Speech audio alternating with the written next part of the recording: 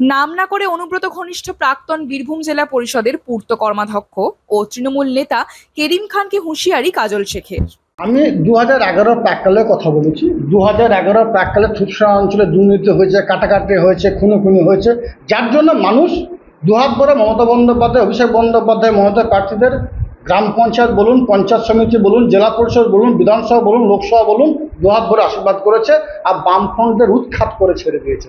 সেই কথা এখানে বলছি, দুর্নীতি থেকে সরে এসে মানুষকে উন্নয়নের রাস্তায় হাঁটার জন্য আহ্বান জানিয়েছি। আপনি এজেন্সির কথাও বললেন যে যারা এজেন্সি অবশ্যই অবশ্যই এটা আমাদের রাজ্য নেতৃত্বের নির্দেশ।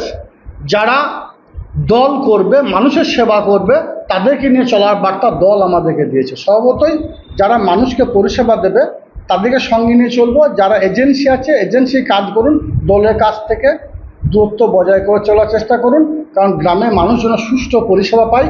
সেই জন্য আমাদের অঞ্চলনীতি যারা আছে, প্রবীণ নবীন যারা আছে, সকলকে সঙ্গে নিয়ে চলার জন্য বলেছি এবং গ্রামের মধ্যে আলাপ আলোচনার মাধ্যমে সকল জনমুখী প্রকল্পগুলো মমতা অভিষেক বন্দ্যোপাধ্যায়ের, সেগুলো আলাপ আলোচনার মধ্যে কাজ করার জন্য নির্দেশ দিয়েছি।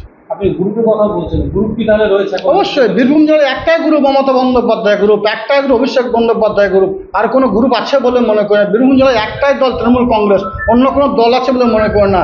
এক মাতৃগর্ভে আমরা 4-5টা ভাই জন্ম নিয়েছি। স্বভাবতই ভাই ভাই দ্বন্দ্ব থাকতেই পারে, সে দ্বন্দ্বটা আলাপ আলোচনার মধ্যে মিটে যাবে। আমাদের দলের জেলা নেতৃত্ব আছে, রাজ্য নেতৃত্ব সেটা বসে মিটিয়ে দেবে।